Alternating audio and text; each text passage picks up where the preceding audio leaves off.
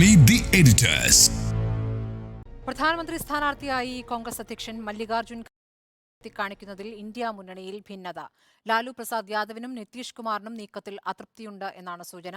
സഖ്യത്തിലെ ഭിന്നതയെക്കുറിച്ച് അറിയില്ല എന്ന് മമതാ ബാനർജി പ്രതികരിച്ചു.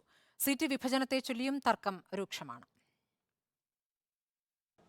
ലോക്സഭാ തെരഞ്ഞെടുപ്പിൽ മല്ലികാർജുൻ ഖർഗെ പ്രധാനമന്ത്രി സ്ഥാനത്തേക്ക് ഉയർത്തിക്കാട്ടണം എന്ന മമതാ ബാനർജി, അരവിന്ദ് കെജ്രിവാൾ എന്നിവരുടെ ആവശ്യത്തിൽ ഇന്ത്യ മുന്നണിയിൽ ഭിന്നത മുറുകുന്നു.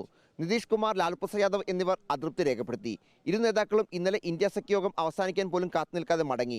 നിതീഷ് കുമാറിന് എതിർപ്പുണ്ട് എന്ന വാർത്ത ശ്രദ്ധയിൽപ്പെട്ടില്ല എന്ന് മമതാ ബാനർജി പ്രതികരിച്ചു. खड़गे जी को नाम हमने किया है कि हर लोग पूछता है एक फेस तो चाहिए, तुम्हारा फेस कौन है, तो इसी के लिए हम एक प्रपोजल दिया था कि खड़गे जी को होना चाहिए. खड़गे जी अगर फेस होगा तो ठीक है, और हमारा कोई एतराज नहीं है, और हमको सपोर्ट दिया है अरविंद केजरीवाल जी. नहीं, मेरे को पास ऐसा कोई खबर नहीं है. ഖർഗെയുടെ പ്രധാനമന്ത്രി സ്ഥാനത്തെ പിന്തുണച്ച CPM MP വികാസ് രഞ്ജൻ രംഗത്ത് വന്നു. പ്രധാനമന്ത്രി സ്ഥാനത്തേക്ക് രാഹുൽ ഗാന്ധിയുടെ പേര് നിർദ്ദേശിക്കാത്തതിൽ കോൺഗ്രസിൽ ഒരു വിഭാഗത്തിന് അതൃപ്തിയുണ്ട്. രാഹുലിനെ ബോധപൂർവ്വം ഒഴിവാക്കിയെന്നാണ് അനുകൂലികളുടെ വിമർശനം. സീറ്റ് വിഭജനം ജനുവരിയിൽ പൂർത്തിയാക്കണമെന്ന മമതാ ബാനർജിയുടെ ആവശ്യത്തെ സീതാറാം യെച്ചൂരി തള്ളിയതും യോഗത്തിൽ ഭിന്നതയുണ്ടാക്കി. യോഗത്തിൽ ഹിന്ദിയിൽ കാര്യങ്ങൾ വിവരിച്ചതിൽ DMKയ്ക്കും അതൃപ്തിയുണ്ട്. മമതാ ബാനർജി, അരവിന്ദ് കെജ്രിവാൾ, നിതീഷ് കുമാർ, ലാലു പ്രസാദ് യാദവ്, MK സ്റ്റാലിൻ അടക്കമുള്ള പ്രമുഖരാണ് ഇന്ത്യ സഖ്യത്തിന്റെ സംയുക്ത വാർത്താ സമ്മേളനത്തിൽ ഇന്നലെ വിട്ടുനിന്നത്. റിപ്പോർട്ടർ, ദില്ലി. ഇന്ത്യ മുന്നണി സജീവമായോ എന്നതാണ് ചോദ്യം.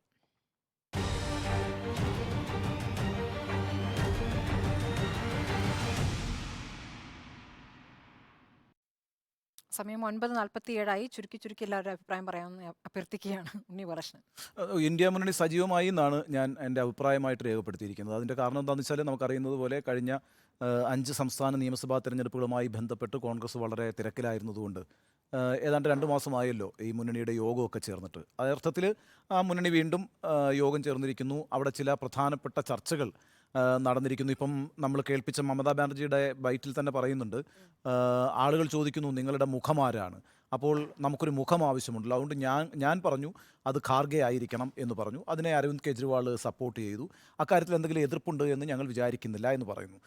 നിതീഷ് കുമാറിന് എതിർപ്പുണ്ട്, ചില കാര്യങ്ങളിൽ ലാലു പ്രസാദ് യാദവിനും വിയോജിപ്പുണ്ട് എന്നൊക്കെയുള്ള റിപ്പോർട്ടുകൾ പറയുന്നു. പക്ഷേ എന്തൊക്കെ പറഞ്ഞാലും ഏതാണ്ട് ഖാർഗെയാണ് മുഖമാകേണ്ടതെന്ന് ഭൂരിഭാഗം ആളുകളും അഭിപ്രായപ്പെട്ടിരിക്കുന്നു എന്നുള്ളതാണ് ഒരു കാര്യം. നമ്മൾ പ്രതീക്ഷിച്ചിട്ടുള്ള ചില പ്രതിസന്ധികളിലേക്ക് തന്നെയാണ് ഈ പറയുന്ന യോഗങ്ങളൊക്കെ പോവുക. സ്വാഭാവികമായിട്ടും ഇത്രയും വിശാലമായിട്ടുള്ള പാർട്ടികളെല്ലാം കൂടി ഒന്നിച്ചു ചേരുന്ന ഒരു ഫോറത്തിൽ സ്വാഭാവികമായിട്ടും അഭിപ്രായ ഭിന്നതകൾ ഉണ്ടാകും. പ്രത്യേകിച്ച് സീറ്റ് അഡ്ജസ്റ്റ്മെൻറ്റിൻ്റെയൊക്കെ കാര്യത്തിൽ നിശ്ചയമായും അഭിപ്രായ ഭിന്നതകൾ ഉണ്ടാകുമെന്ന കാര്യത്തിലൊന്നും തർക്കമില്ലല്ലോ. അപ്പോൾ ആ അർത്ഥത്തിൽ മുന്നണി ഇനിയുള്ള ദിവസങ്ങളിലൊക്കെ അഭിപ്രായ ഭിന്നതകളുടെ വാർത്തയാണ് സൃഷ്ടിക്കുക. അഭിപ്രായ ഐക്യത്തേക്കാൾ കൂടുതൽ അഭിപ്രായ ഭിന്നതകളായിരിക്കും ആദ്യഘട്ടത്തിൽ ആ മുന്നണിക്കുള്ളിൽ സംഭവിക്കുക. അതിൻ്റെ അടിസ്ഥാനത്തിലായിരിക്കും അത് വാർത്തകളിലും നിറഞ്ഞു നിൽക്കുക. ഒരഭിപ്രായം ഞാൻ പറയാം, എനിക്കൊരു ആശങ്കയുള്ളത്, ഇപ്പോൾ ഖാർഗെ ആയിരിക്കണം ഈ പറയുന്ന മുന്നണിയുടെ മുഖം എന്ന് പറയുമ്പോൾ അത് 81 വയസ്സുള്ള ഒരാളാണ്. 81 വയസ്സ് എന്ന് പറയുന്നത് രാഷ്ട്രീയത്തിലൊരു വലിയ പ്രായം തന്നെയാണ്. ഇപ്പോൾ നമുക്ക് പറയാം VS അച്യുതാനന്ദൻ മുഖ്യമന്ത്രിയായത് 80-ആം വയസ്സിലാണ് എന്നൊക്കെ പറയാം. കേരളം പോലൊരു സ്ഥലത്താണത്. പക്ഷേ ഇന്ത്യ മഹാരാജ്യത്ത് 50%-ലേറെ വരുന്ന യുവജനങ്ങളെയും മധ്യവയസ്കരായിട്ടുള്ള ഏതാണ്ട് 60-65% മധ്യവയസ്കരും യുവജനങ്ങളും ഉൾപ്പെട്ട ഒരു സമൂഹത്തിന് മുമ്പിൽ ഇത്രയേറെ പ്രായാധിക്യമുള്ള ഒരാളെ ഒരു മുഖമായി വയ്ക്കുകയാണ് എങ്കിൽ അപ്പുറത്ത് വളരെ ഊർജ്ജസ്വലനായി നടക്കുന്ന ഒരു പ്രധാനമന്ത്രി ആണ് ഉള്ളത്, നരേന്ദ്രമോദി. അദ്ദേഹത്തിനെതിരായിട്ട് നിർത്താൻ കഴിയുന്ന ഒരു ഫേസ് ആണോ എന്ന കാര്യത്തിലൊക്കെ എനിക്ക് സംശയമുണ്ട്. ആകെക്കൂടെ അദ്ദേഹത്തെക്കുറിച്ച് പറയാവുന്ന അദ്ദേഹം ഒരു OBC ഫേസ് ആണ് എന്നുള്ളതാണ്. പക്ഷേ ഈ OBC, ബ്രാഹ്മിൻ, ദളിത് എന്നൊക്കെ പറയുന്ന ക്ഷത്രിയൻ എന്നൊക്കെ പറയുന്ന കോമ്പിനേഷൻ അതിമനോഹരമായിട്ട് പിന്നെ BJP ഇപ്പം ഈ കഴിഞ്ഞ 5 സംസ്ഥാന നിയമസഭാ തെരഞ്ഞെടുപ്പുകളിൽ നടത്തി കഴിഞ്ഞിരിക്കുന്നു അല്ലേ. രാജസ്ഥാനിൽ ബ്രാഹ്മണൻ മുഖ്യമന്ത്രിയാകുന്നു, ക്ഷത്രിയായിട്ടുള്ള ദിയാകുമാരി ഉപമുഖ്യമന്ത്രിയാകുന്നു, ഛത്തീസ്ഗഡിൽ ദളിതൻ മുഖ്യമന്ത്രിയാകുന്നു, OBC മുഖ്യമന്ത്രി പിന്നെ മധ്യപ്രദേശിൽ വരുന്നു. അപ്പം പിന്നെ ഇതൊക്കെ കൂടാതെ വെൽഫെയർ പൊളിറ്റിക്സും കൂടി വയ്ക്കുന്നു. അപ്പം ഒരു OBC മുഖം എന്നുള്ള നിലയ്ക്ക് ഖാർഗെ ഉയർത്തി കാണിക്കുന്നതുകൊണ്ട് എന്ത് ഗുണമാണ് ഉണ്ടാകുക? അത് പിന്നെ ഒരർത്ഥത്തിൽ ആളുകളെ അതിൽ നിന്ന് അകറ്റുകയാണോ ചെയ്യുക? ഒരു മുന്നണിയുടെ പ്രധാനമന്ത്രി സ്ഥാനാർത്ഥിയാകാൻ കഴിയുന്നത്ര ശക്തമായൊരു പ്രതിച്ഛായ ഇന്ത്യയിലുടനീളം ഖാർഗെക്കുണ്ടോ എന്നുള്ള കാര്യത്തിൽ എനിക്ക് ആശങ്കയുണ്ട്. അപ്പോൾ വരും ദിവസങ്ങളിൽ ഇത്തരത്തിലുള്ള വിഷയങ്ങളൊക്കെ ചർച്ചയാകും. അങ്ങനെ മുന്നണി സജീവമായി വരുന്നു എന്നൊരു അഭിപ്രായമാണ് എനിക്കുള്ളത്. ശരി, ശ്രീ ആൻഡ് മുന്നണി സജീവമായോ എന്ന് ചോദിച്ചാൽ മുന്നണി സജീവമായി എന്ന് പറയാൻ കാരണം ഞാനും യെസ് എന്നാണ് പറഞ്ഞത്. കാരണം സജീവമായി എന്ന് പറയാൻ കാരണം എന്ന് പറയുന്നത് ഇപ്പോൾ ഈ മുന്നണിയുടെ യോഗങ്ങൾ നടക്കുന്നു എന്നുള്ളത് കൊണ്ട് മാത്രമാണ്. അല്ലെങ്കിൽ ഒരിക്കലും സജീവമായി എന്ന് ഞാൻ പറയില്ലായിരുന്നു. അപ്പോൾ പക്ഷേ ഒരു കാര്യം എന്ന് പറയുന്നത്, ഇന്ത്യ മുന്നണി യോഗം ഇന്നലെ നടന്ന് ആ യോഗം പൂർത്തീകരിക്കുന്നതിന് മുൻപ് തന്നെ നിതീഷ് കുമാറും ലാലു പ്രസാദ് യാദവും ഇറങ്ങിപ്പോയി. കാരണം എന്താണ്? ഈ പറഞ്ഞ ഖാർഗെനെ അംഗീകരിക്കാൻ കഴിയില്ല എന്നുള്ള ഒരു നിലപാടിൻ്റെ അടിസ്ഥാനത്തിലാണ് ഈ നിതീഷ് കുമാറും ലാലു പ്രസാദ് യാദവും പോയിട്ടുള്ളത്. അപ്പം നമ്മൾ എന്താണ് വിചാരിക്കേണ്ടത്? ഒരു ഇന്ത്യ മുന്നണിക്ക് കഴിഞ്ഞ പ്രാവശ്യം ഒരു പ്രധാനമന്ത്രി സ്ഥാനാർത്ഥി ഉണ്ടായിരുന്നു. ആരായിരുന്നു അത്? രാഹുൽ ഗാന്ധി ആയിരുന്നു. ആ രാഹുൽ ഗാന്ധി ഈ പ്രാവശ്യം എന്ത് പറ്റി എന്നുള്ളത് ഇന്ത്യ മുന്നണി പറയേണ്ടി വരില്ലേ? ഈ പറയുന്ന കഴിഞ്ഞ പ്രാവശ്യം കോൺഗ്രസിൻ്റെ ഏറ്റവും മുതിർന്ന നേതാവ് അല്ലെ ഉയർന്ന നേതാവ് എന്നുള്ള നിലയ്ക്ക് ഇന്ത്യയുടെ പ്രധാനമന്ത്രി സ്ഥാനാർത്ഥിയായി കഴിഞ്ഞ പ്രാവശ്യം മത്സരിച്ച് വയനാട്ടിൽ നിന്ന് 3 ലക്ഷത്തിലധികം വോട്ടോടുകൂടി ജയിച്ച ഒരു പ്രധാനമന്ത്രി സ്ഥാനാർത്ഥി ഉണ്ടായിരുന്നല്ലോ, രാഹുൽ ഗാന്ധി. ആ രാഹുൽ ഗാന്ധി എന്തുകൊണ്ട് ഇപ്രാവശ്യം മുന്നണിയിൽ പ്രധാനമന്ത്രി സ്ഥാനാർത്ഥി ആയില്ല എന്ന് പറയേണ്ടി വരും. അദ്ദേഹത്തെ മാറ്റിയിട്ടാണ് 81 വയസ്സുള്ള ഖാർഗെനെ പ്രധാനമന്ത്രി സ്ഥാനാർത്ഥിയായി വെക്കുന്നത്. അതിലൊക്കെ ഞാൻ ഒരിക്കലും ഇതൊരു ഫൈറ്റായിട്ട് പോലും കാണുന്നില്ല. അത് നരേന്ദ്രമോദിയോടോ BJPയോടോ RSS സംവിധാനങ്ങളോടോ ഒന്നും ഫൈറ്റ് ചെയ്യാൻ പറ്റിയ ഒരാളായിട്ട് ഞാൻ ഒരിക്കലും ഖാർഗെനെ കാണുന്നില്ല എന്നുള്ളത് മാത്രമല്ല, ഇത്രയും വലിയ ഒരു ഇന്ത്യ മുന്നണി, കാരണം 34 പ്രാദേശിക പാർട്ടികൾ ചേർന്നിട്ടുള്ള ഒരു ഇന്ത്യ മുന്നണിയെ നയിച്ച് അവർക്ക് വേണ്ട സംവിധാനം എനിക്ക് തോന്നുന്നുണ്ടോ? കാരണം ഒരു 60 ദിവസം കൊണ്ട് നടക്കുന്ന ഒരു ഇലക്ഷനിൽ ഈ പറഞ്ഞ ഇന്ത്യയിലും എല്ലാ സ്ഥലത്തും ഓടിയെത്താൻ പോലും ഇദ്ദേഹത്തിന് പറ്റുമെന്ന് എനിക്ക് തോന്നുന്നില്ല. കാരണം 81 വയസ്സായ ഒരു മനുഷ്യനാണ്. ആ ലെവലിൽ അത്ര ലെവലിൽ കാണുന്ന ഒരാളെ ഒരു ഊർജ്ജസ്വലനായി കഴിഞ്ഞ 2 ടേമായിട്ട് ഇന്ത്യയുടെ പ്രധാനമന്ത്രിയായിട്ടിരിക്കുന്ന നരേന്ദ്രമോദിക്ക് എതിരെ മത്സരിച്ച് അധികാരം പിടിക്കുക എന്ന് പറയുന്നത് എത്ര അപ്രസക്തമായ കാര്യമാണ്. അത് ഇവർക്ക് മനസ്സിലാവാഞ്ഞിട്ടാണോ പോലും? അപ്പം എന്നിട്ട് ഇന്ന് മമതാ ബാനർജി പറയുന്നത് കേട്ടില്ലേ, ഞാൻ നോക്കിയിട്ട് ആരെയും കണ്ടിട്ടുണ്ടാവില്ല, അതുകൊണ്ട് ഞാൻ ഒരാളെ അങ്ങ് പറഞ്ഞു, ഒരാൾ വേണ്ടേ നമുക്ക് എന്ന് പറയുകയാണ്. എവിടെ എത്തി നിൽക്കുന്നു ഇന്ത്യ മുന്നണിയുടെ അവസ്ഥ എന്നാലോചിച്ച് നോക്കിക്കേ. അവർക്ക് ഈ പറഞ്ഞ 34 പാർട്ടികളിൽ നിന്നും അവർക്ക് സ്വന്തമായിട്ടൊരു പ്രധാനമന്ത്രി സ്ഥാനാർത്ഥിയെ ഈ BJPക്കെതിരെ അല്ലെങ്കിൽ ഈ പറഞ്ഞ NDA സർക്കാരിനെതിരെ വെക്കാൻ കഴിയുന്നില്ല എന്ന് പറയുന്നത് പരാജയമാണ്. ഇപ്പം തന്നെ പരാജയമായി. ഇനി അങ്ങോട്ട് പരാജയപ്പെടേണ്ട കാര്യമൊന്നുമില്ല. അല്ലാതെ ഇനി പറയുന്ന നിലയ്ക്ക് ഇന്ത്യ മുന്നണി യോഗം ചേർന്നത് കൊണ്ടോ അല്ലെങ്കിൽ എന്താണ് പറയുന്നത്, നമ്മൾ കഴിഞ്ഞ 5 സ്റ്റേറ്റ് ഇലക്ഷനിൽ തോൽവി സംബന്ധിച്ച് വന്നു കഴിഞ്ഞപ്പോൾ നമ്മളെന്താ പറഞ്ഞതെന്നറിയോ? ഇതിൽ പാഠം പഠിച്ചു എന്നാണ് വിചാരിച്ചത്. ആ തോൽവി എല്ലാ മുന്നണികളും അല്ലെങ്കിൽ എല്ലാ പാർട്ടികളും ഏറ്റെടുത്തിട്ടാണ് ഈ ഇന്ത്യ മുന്നണി യോഗത്തിൽ എല്ലാവരും പങ്കെടുത്തത്. അതെല്ലാവർക്കും മനസ്സിലായിരുന്നു. ആ യോഗം കഴിഞ്ഞപ്പോഴത്തേക്കും അതിൻ്റെ സംവിധാനം കഴിഞ്ഞു. കാരണം അവർ മുന്നിൽ നിർത്താൻ പോകുന്നത് ഖാർഗെയാണെന്ന് അവർക്ക് മനസ്സിലായപ്പോൾ തന്നെ അത് പ്രശ്നത്തിലേക്ക് പോയി. നികേഷ് കുമാർ, നികേഷ് കുമാർ, നോക്കൂ സ്മൃതി, ഇവിടെ വളരെ പ്രധാനപ്പെട്ട ഒരു കാര്യം, 4ാം യോഗം ഒരുപാട് സങ്കീർണതകൾ മുന്നോട്ട് വെക്കുന്നു എന്നുള്ളതാണ്. അതിൻ്റെ പ്രധാനപ്പെട്ട ഉത്തരവാദിത്തം നിർഭാഗ്യവശാൽ കോൺഗ്രസിനാണ് എന്നുള്ളതാണ്. നോക്കൂ, കഴിഞ്ഞ 4 മാസക്കാലം യഥാർത്ഥത്തിൽ കോൺഗ്രസ് നഷ്ടപ്പെടുത്തി കളഞ്ഞു. അതിൻ്റെ ഉത്തരവാദിത്തം കോൺഗ്രസിന് മാത്രമാണ്. ആ ഉത്തരവാദിത്തം കോൺഗ്രസ് ഏറ്റെടുക്കണമെന്ന് മാത്രമല്ല, അക്കാര്യത്തിൽ എനിക്ക് തോന്നുന്നത് ഒരു മറുവാദം പോലും കോൺഗ്രസ്സിന് ഉന്നയിക്കാനുണ്ടാകും എന്ന് തോന്നുന്നില്ല. ഉദാഹരണത്തിന് ഇപ്പോൾ മല്ലികാർജുൻ ഖാർഗെ മമതാ ബാനർജി മുന്നോട്ട് വെക്കുന്നു, അരവിന്ദ് കെജ്രിവാൾ അതിനെ പിന്താങ്ങുന്നു എന്ന് പറയുമ്പോൾ ഇപ്പോൾ അതിനുള്ള ഞാൻ ഇതേ ചർച്ചയിൽ തന്നെ നമ്മുടെ മീഡിയ എഡിറ്റേഴ്സ് പരിപാടിയിൽ തന്നെ മല്ലികാർജുൻ ഖാർഗെ ആയിരിക്കും 2024 ലോക്സഭാ തെരഞ്ഞെടുപ്പിൽ ഇന്ത്യ മുന്നണിയുടെ പ്രധാനമന്ത്രി സ്ഥാനാർത്ഥി എന്ന് പ്രവചിച്ചയാളാണ്. പക്ഷേ നോക്കൂ, അത് പറയാനുള്ള ഒരു സമയത്തല്ല യഥാർത്ഥത്തിൽ മമതാ ബാനർജി പറഞ്ഞിട്ടുള്ളത് എന്നുള്ളത് വളരെ വേദനാജനകമായി തോന്നുന്നു. കാരണം ഈ ഘട്ടത്തിൽ ആ നിലയിലുള്ളൊരു ചർച്ചയ്ക്ക് ആരെങ്കിലും മുതിരുന്നതിന് മുമ്പ് തന്നെ ഞാനാദ്യം എന്നുള്ള നിലയിൽ മമതാ ബാനർജി മല്ലികാർജുൻ ഖാർഗെയുടെ പേര് വെച്ചതോടുകൂടി 2 പ്രശ്നങ്ങൾ സൃഷ്ടിക്കപ്പെട്ടിരിക്കുന്നു. ഒന്ന്, നിതീഷ് കുമാറിനെ സംബന്ധിച്ചിടത്തോളം അത് വലിയ നിലയിൽ അദ്ദേഹം ഹൃദയവേദനയായി എടുത്തിരിക്കുന്നു. അതുകൊണ്ടാണ് അദ്ദേഹം സാധാരണഗതിയിൽ യോഗം കഴിഞ്ഞ് മാധ്യമങ്ങളെ കണ്ട് അല്ലെങ്കിൽ മാധ്യമങ്ങളുമായി സംസാരിക്കുന്നതിന് ഒരു കോർഡിനേഷൻ നടത്തിയിരുന്നു, ഒരു ആങ്കറിങ് നടത്തിയിരുന്നത് യഥാർത്ഥത്തിൽ നിതീഷ് കുമാറായിരുന്നു. ആ നിതീഷ് കുമാർ മാധ്യമങ്ങളോട് സംസാരിക്കാതെ ഇറങ്ങിപ്പോവുകയാണ് ചെയ്തത്. ലാലു പ്രസാദ് യാദവും എന്താണോ നിതീഷ് കുമാറിൻ്റെ വേദന അത് എക്കോ ചെയ്യുകയാണ് ചെയ്തിട്ടുള്ളത് എന്നുള്ളതാണ്. രണ്ടാമത്തെ പ്രശ്നം, ഇപ്പോൾ മല്ലികാർജുൻ ഖാർഗെയുടെ പേര് മമതാ ബാനർജിയും അരവിന്ദ് കെജ്രിവാൾ, ആരാണ് ഈ മമതാ ബാനർജിയും അരവിന്ദ് കെജ്രിവാളും? കോൺഗ്രസിനെ ഈ ഇന്ത്യ മുന്നണിയുടെ അച്ചുതണ്ടായി രൂപപ്പെടുത്തണമെന്ന നിതീഷ് കുമാറിൻ്റെ ആവശ്യത്തിനോട് എതിർത്ത് നിന്ന ആളുകളാണ്. എതിർത്ത് നിന്ന രണ്ടു പേരാണ് യഥാർത്ഥത്തിൽ മമതാ ബാനർജിയും അരവിന്ദ് കെജ്രിവാളും എന്ന് പറയുന്നത്. അവർ തന്നെ മല്ലികാർജുൻ ഖാർഗെയുടെ പേരിപ്പോൾ നിർദ്ദേശിക്കുമ്പോൾ എന്താ സംഭവിക്കുന്നത്? അത് രാഹുൽ ഗാന്ധിയെ അകറ്റി നിർത്തുന്നതിന് വേണ്ടിയിട്ടുള്ള ഒരു തന്ത്രമായി കോൺഗ്രസിലെ ചിലരെങ്കിലും കാണുന്നു. ബേസിക്കലി നികേഷ് ഒരു കാര്യം പറയട്ടെ, ബേസിക്കലി അവർ രാഹുൽ ഗാന്ധിക്കും സോണിയാഗാന്ധിക്കും എതിരാണ് ഈ മമതാ ബാനർജിയും അരവിന്ദ് കെജ്രിവാളും. അത് കോൺഗ്രസിനെ കൊടുത്തൊരു പണിയായിട്ടാണ് ഞാൻ. മമതാ ബാനർജി സോണിയാഗാന്ധിയോട് ഒരു ആഭിമുഖ്യം കാണിക്കാറുണ്ടെങ്കിലും രാഹുൽ ഗാന്ധിയുടെ ഒരു കാലഘട്ടത്തിൽ കോൺഗ്രസിനോട് മമതയുടെ എപ്പോഴത്തെയും പൊളിറ്റിക്സ് എന്താണ്? സോണിയ അംഗീകരിക്കാം, രാഹുൽ ആരാ അംഗീകരിക്കാൻ, ചെറിയ ചെക്കൻ എന്നുള്ള നിലയിലാണല്ലോ മമത എപ്പോഴും പ്രതികരിച്ചിട്ടുള്ളത്. മാത്രമല്ല അവർക്കൊന്നും തന്നെയും രാഹുൽ ഗാന്ധി ഭാരത് ജോഡോ യാത്ര നടത്തിയതും അതൊരു വലിയ വിജയമായതൊന്നും തീരെ പിടിച്ചിട്ടില്ല.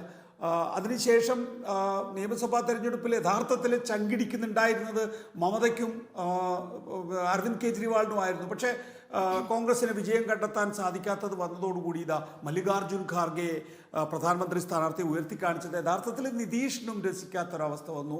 നിതീഷിന് വേണ്ടി ലാലു പ്രസാദ് യാദവിനും ദഹിക്കാത്ത അവസ്ഥ വന്നു. കോൺഗ്രസിലെ രാഹുൽ ഗാന്ധിയെ മുൻനിർത്തണമെന്ന ആവശ്യക്കാർക്കും അതൊരു ഒരാവശ്യമില്ലാത്ത ഏർപ്പാടാണ് എന്ന് തോന്നിപ്പോയി എന്നുള്ളതാണ്. രണ്ടാമത്തെ പ്രധാനപ്പെട്ട കാര്യം എന്ന് പറയുന്നത് ഈ സീറ്റ് വിഭജനത്തിൻ്റെ കാര്യത്തിലാണ് കോൺഗ്രസ് ഈ 4 ദീർഘമാസങ്ങൾ നഷ്ടപ്പെടുത്തി എന്നുള്ള ഏറ്റവും പ്രധാനപ്പെട്ട കാര്യം വരുന്നത്.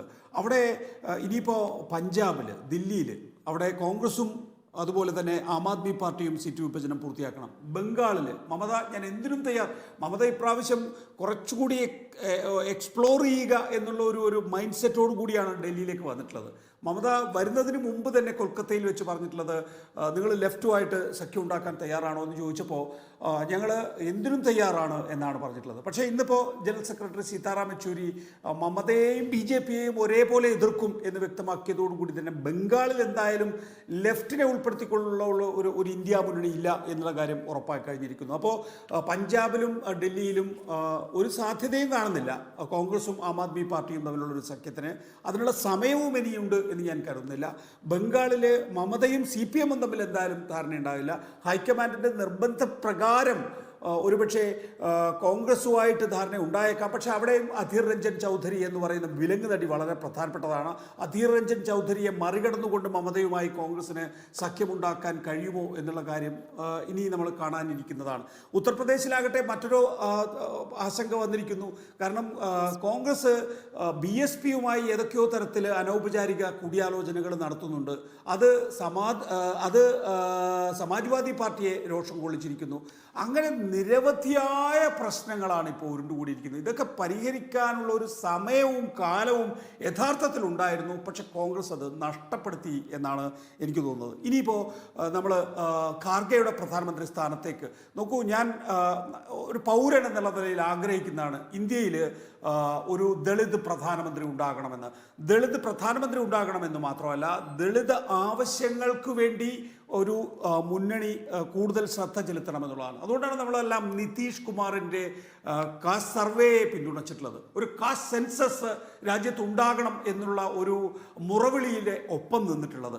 ഏതായാലും ഈ 5 സംസ്ഥാനങ്ങളിലെ നിയമസഭാ തെരഞ്ഞെടുപ്പിന് ശേഷം RSSും നരേന്ദ്രമോദിയും വ്യക്തമാക്കിയിരിക്കുന്നു കാസ്റ്റ് സെൻസസ് ആവശ്യമില്ല എന്ന്. അപ്പോൾ കുറച്ചുകൂടി ഒരു സ്പേസ്, കാരണം 5 സംസ്ഥാനങ്ങൾക്ക് മുമ്പ് യഥാർത്ഥത്തിൽ നരേന്ദ്രമോദി ഒരു സമീപനം എടുത്തിട്ടുള്ളത് കാസ്റ്റ് സെൻസസ് വേണോ വേണ്ടയോ തീരുമാനിച്ചിട്ടില്ല എന്നുള്ളതായിരുന്നുവെങ്കിൽ 5 സംസ്ഥാനങ്ങൾക്ക് ശേഷം അതൊരു വിഷയമല്ല രാജ്യത്ത് എന്ന് BJPയെ സംബന്ധിച്ചിടത്തോളം RSSനെ സംബന്ധിച്ചിടത്തോളം ബോധ്യപ്പെട്ടിരിക്കുന്നു. അതുകൊണ്ട് അവർ കഴിഞ്ഞ ദിവസം വാരണസിയിലെ പ്രധാനമന്ത്രിയും ഇന്ന് നാഗ്പൂരിൽ RSSും വ്യക്തമാക്കിയിട്ടുണ്ട് കാസ്റ്റ് സെൻസസ് ആവശ്യമില്ല എന്ന്. അപ്പോൾ ഇന്ത്യ മുന്നണിയെ സംബന്ധിച്ചിടത്തോളം കാസ്റ്റ് സെൻസസ് കോൺഗ്രസ് ഒരു പ്രധാന വിഷയമാക്കി ഉയർത്തിക്കൊണ്ടുവരാനുള്ള അവസരമാണ് കൈവന്നിരിക്കുന്നത്. പക്ഷേ നോക്കൂ, 5 സംസ്ഥാനങ്ങളിൽ നിയമസഭാ തെരഞ്ഞെടുപ്പിൽ രാഹുൽ ഗാന്ധി കാസ്റ്റ് സെൻസസിന് വേണ്ടി പറയുന്നു. കമൽനാഥും ഭൂപേഷ് ബാഗേലും അശോക് ഗെഹ്ലോട്ടും കാസ്റ്റ് സെൻസസിനെ കുറിച്ച് മിണ്ടാതിരിക്കുന്നു. തെലങ്കാനയിൽ അങ്ങനെ ഒരു വിഷയം നമ്മളെ ബാധിച്ചിട്ടേ ഇല്ല എന്നുള്ള വിഷയത്തിൽ തെലങ്കാനയിലെ കോൺഗ്രസ് മുന്നോട്ട് പോകുന്നു.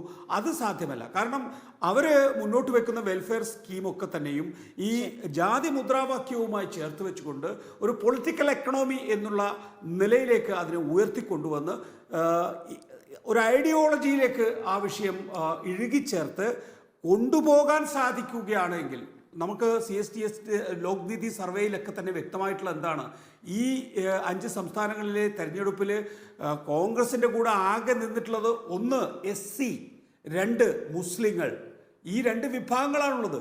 ഈ 2 വിഭാഗങ്ങളെയും OBC-യെയും ST-യെയും ചേർക്കാൻ കഴിയുകയാണ് എങ്കിൽ, അതിനൊരു നേതാവായി മല്ലികാർജുൻ ഖാർഗെയെ കൊണ്ടുവരാൻ കഴിയുകയാണെങ്കിൽ, നിങ്ങൾക്കൊപ്പമാണ് ഞങ്ങൾ എന്ന് ബോധ്യപ്പെടുത്താൻ കഴിയുകയാണ് എങ്കിൽ, അതല്ലാതെ കള്ളത്തരത്തിലൂടെയോ അല്ലെങ്കിൽ ഞൊടുക്ക് വിദ്യകളിലൂടെയോ ഇന്ത്യയെ പിടിക്കാൻ സാധിക്കില്ല.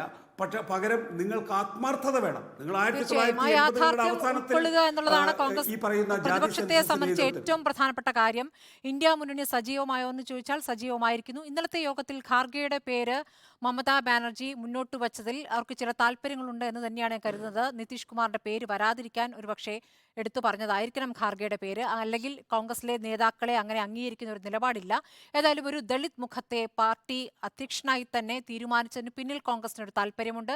കോൺഗ്രസിന് ഒരു പുതിയ നിലപാടാണ്. ആ നിലപാടുമായി ബന്ധപ്പെട്ട് കോൺഗ്രസിന് ഖാർഗെയുടെ പേര് മുന്നോട്ട് വയ്ക്കുന്നതിൽ എതിർപ്പുണ്ടാകില്ല. പക്ഷേ ഖാർഗെ പറഞ്ഞത് തെരഞ്ഞെടുപ്പ് കഴിഞ്ഞിട്ട് തീരുമാനിക്കേണ്ട കാര്യമാണ്. പേര് പറഞ്ഞതിൽ സന്തോഷമുണ്ട്. ഇപ്പോൾ അത് ആലോചിക്കേണ്ട സമയമല്ല എന്ന് ഖാർഗെ പറഞ്ഞു. നേരത്തെ MV നികേഷ് കുമാർ പറഞ്ഞതുപോലെ ഇപ്പോൾ അത് പറയേണ്ട സമയമാണോ എന്നുള്ള ആലോചന മമതാ ബാനർജി നടത്തേണ്ടിയിരുന്നു. ഏതായാലും മുന്നണി സജീവമായിരിക്കുന്നു. ഇന്നലെ നടന്ന ചർച്ചകളിൽ ഈ പറഞ്ഞതുപോലെ വിട്ടുവീഴ്ചയ്ക്ക് തയ്യാറാണെന്ന് മമത പറയുമ്പോൾ തൃണമൂലുമായി ഒരു സഹകരണം ആ രൂപത്തിൽ സാധ്യമല്ല എന്ന് യെച്ചൂരി പറയുന്നുണ്ട്. പക്ഷേ നമ്മുടെ മുന്നിൽ ജനാധിപത്യം അപകടത്തിലാണെന്ന യാഥാർത്ഥ്യമുണ്ട്. അത് ഏറ്റവും നന്നായിട്ട് അറിയുന്നത് ഈ ഇന്ത്യ മുന്നണിക്ക് തന്നെയാണ്. ഇന്നിപ്പോൾ നോക്കൂ, പ്രതിപക്ഷ ശബ്ദം മുഴുവൻ പുറത്തു നിൽക്കുമ്പോഴാണ് സുപ്രധാനമായ ക്രിമിനൽ നിയമ ബില്ലുകൾ ലോക്സഭയിൽ പാസ്സായത്. അങ്ങനെ പ്രതിപക്ഷമില്ലാത്ത ഒരു പാർലമെന്റായി മാറുന്ന ഒരു സാഹചര്യം നമ്മുടെ മുന്നിലുണ്ട്. വെല്ലുവിളിച്ചുകൊണ്ട് ഈ സർക്കാർ മുന്നേറുകയാണ്. അപ്പോൾ ആ ഒരു സാഹചര്യം മുന്നിലുള്ളത് കൊണ്ടാണ് നാളെ ഇന്ത്യ മുന്നണി ഒരുമിച്ച് ഒരു പ്രതിഷേധത്തിലേക്ക് നീങ്ങുന്നത്. അപ്പോൾ ആ യാഥാർത്ഥ്യം മനസ്സിലാക്കി ഇനിയുള്ള പ്രായോഗികമായ നടപടികളിലേക്ക്, എൻ്റെ നിലനിൽപ്പ് നിന്റെ നിലനിൽപ്പ് എന്നതിലപ്പുറം നമ്മുടെ ഒരുമിച്ചുള്ള നിലനിൽപ്പ് എന്നൊരു ആലോചനയിലേക്ക് ഇന്ത്യ മുന്നണി എത്തുകയാണെങ്കിൽ രക്ഷപ്പെടും. ആ രക്ഷപ്പെടൽ ഒരുപക്ഷെ ഈ തെരഞ്ഞെടുപ്പിലാകില്ല, ഒരുപക്ഷെ അടുത്ത തെരഞ്ഞെടുപ്പിലാകും. പക്ഷേ തന്ത്രങ്ങൾ മെനയാൻ ഒരുമിച്ച് നിൽക്കേണ്ട പ്രത്യേക സമയമാണ് എന്നുള്ള കാര്യം യാഥാർത്ഥ്യബോധത്തിലേക്ക് അവരെത്തിയെന്ന് തന്നെയാണ് മനസ്സിലാക്കുന്നത്. ഇന്ത്യ മുന്നണി സജീവമായോ എന്നായിരുന്നു ചോദ്യം. സജീവമായി എന്ന് തന്നെ 4 പേരും അഭിപ്രായപ്പെടുന്നു.